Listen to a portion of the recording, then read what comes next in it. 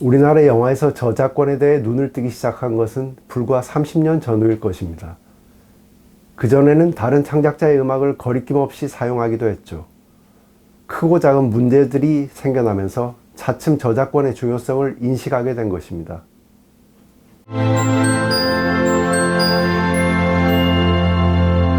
예전에는 이제 한국 영화 음악 제작 방식이 예전 그 감독님한테 말씀을 드렸는데요.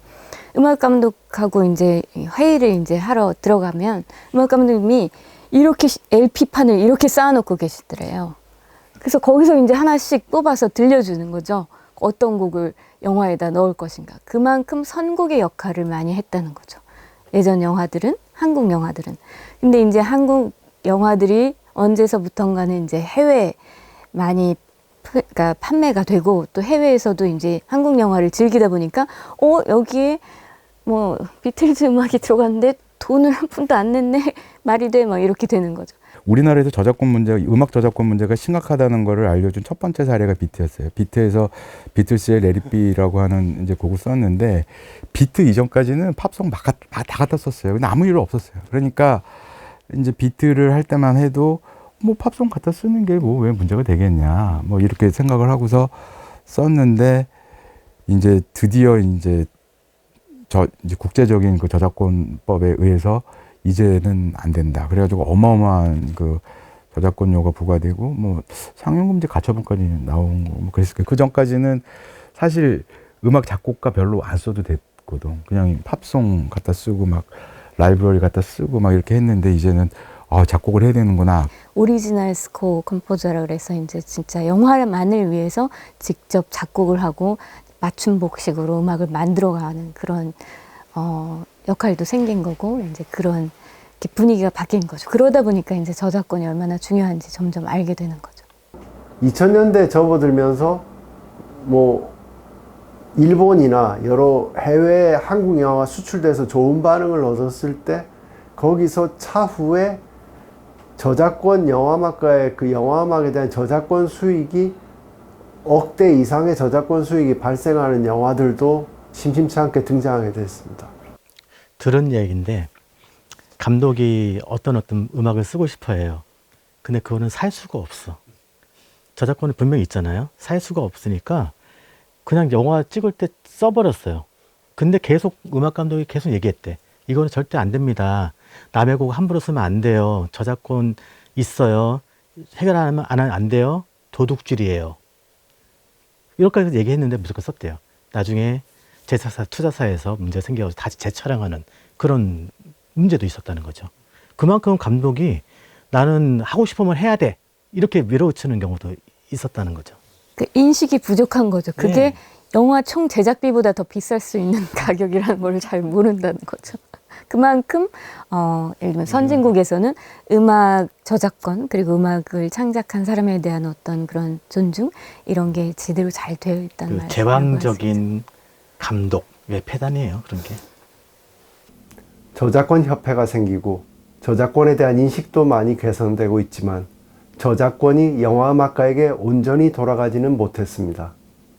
현재도 미국이나 일본에 비해서 아직까지 창작자의 권리를 보장하기엔 많이 부족한 것이 현실입니다. 영화 음악에 들어가는 그런 그 돈이 들어가죠. 이제 영화 음악을 만들 때.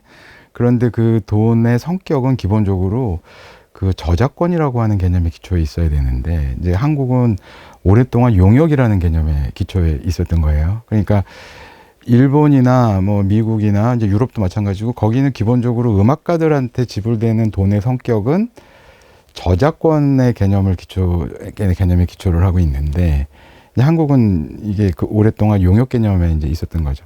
그러니까 예를 들면 이제 뭐 일본에는 굉장히 뭐 히사시조나 얼마 전에 돌아가신 뭐 류이치 사카모토나 아니면 뭐 대단하신 분들이 많잖아요. 근데 그런 분들이 작업을 할 때 그런 분들에게 지불되는 돈의 성격은 그 저작권료예요. 용역이 아니라 저작권료고 그 다음에 그 영화가 상영되는 그 횟수에 따라서 이제 그 이렇게 지불이 되고 그러니까 결국은 좋은 음악을 만들고 좋은 퀄리티의 음악을 만들어야 되는 거죠. 그런 환경에서는. 근데 이제 한국 같은 경우에는 편수가 많아야 돼, 편수가. 왜냐면은 이게 영화 음악을 해가지고 거기서 발생하는 그런 저작권 수입이라고 하는 것에 따라서 수입이 이렇게 증감하는 게 아니다 보니까. 그러니까 그래서 이제 이 영화 음악 저작권이라고 하는 것이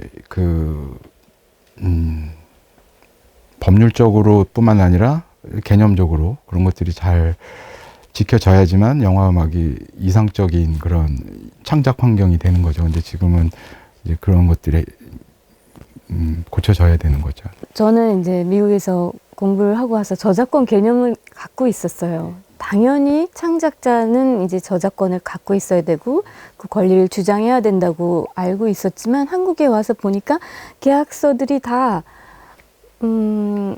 음악가들의 권리를 이렇게 보호해주지 않으면서 영화 계약서들이 만들어지는 거예요. 말씀하신 대로 용역 계약서를, 그러니까 저작권 개념이 없는 거죠. 그리고 이 영화에 들어간 모든 음악은 뭐 제작사에 귀속된다. 뭐 이런 식으로 계약서가 만들어지더라고요. 그래서 이런 관행은 좀 고쳐야 되겠다라는 생각은 했는데 그때가 지금 벌써 20년 전인데 지금도 그 개념이 바뀌지 않기 때문에 이 창작자들이 어떤 노고를 들여서 이런 창작물을 만들고 이게 일회성에 그치는 게 아니라 이 좋은 작품들을 만들면 꾸준히 사람들의 사랑을 받는 만큼의 어떤 보상이 이루어진다라고 생각해야지 고생해서 좋은 작품을 만들 텐데 이제 그렇지 않는 관행이 되다 보니까 굳이 열심히 작업했고 고생해서 좋은 작품을 만들려는 노력을 안 기울일 수도 있다는 거죠. 그거는 환경 전체 우리나라의 문화예술 환경에도 좋지 않을 것 같아요. 근데 전반적으로 저작권에 대한 사회적 인식이라고 하는 것과 그게 병행하는 거라 어떤 일부의 어떤 사람들이 그 음악 감독들 주체들이 모여가지고 한다고 해서 그런 일들이 이루어지는 게 아니라 이 저작권이라고 하는 거가 개념적으로 사회적인 의식이 그런 것들이 생겨야 이런 일들이 이제 반응이 있는 건데, 그러니까 일본 같은 경우는 예를 들면 벌써 저작권 협회가 생긴 지가 뭐 얼마 됐을까요? 이제 한 130년 된 것 같은데 130년 전부터 창작자의 권리라고 하는 거를 중요시하는 사회적 의식이 이렇게 있었고 우리는 그게 없는 상태에서 어떤 이제 한 집단에서 주장한다 그래봐야 그게 이렇게 쉽게 그게 성사되지 않는 그런 거라고 생각이 돼요. 그러니까 법률적으로는 조금씩 다 돼 있어요 지금. 하지만 그것이 정말로 권리 보호가 되지 않는 거는 개념들이 지금 부족해서 사회적 의식이 부족해서 그런 거다라고 저는 생각합니다. 헐리우드 같은 경우에서도 영화 음악가들은 그 개런티, 그러니까 인건비를 받는 개념이 아니고 자기가 작곡한 영화 음악에 대한 저작권이 그분의 수입에 있어서 메인이 되는 것입니다. 그럼 스튜디오에서는 일단 그 영화에 필요한 영화 음악을 제작하는 제작비만 받는 것이고 개런티는 따로 책정이 되어 있지 않습니다. 그런데 한국에서는 영화 음악가의 그 개런티라는 게 제작비의 개념이 아니라 그 개런티 인건비의 개념으로 돼 가지고 일정 금액만 주면 모든 권리를 배급사가 가지고 간다는 식의 논리였습니다. 그런 게 최근에 많이 개선은 됐습니다.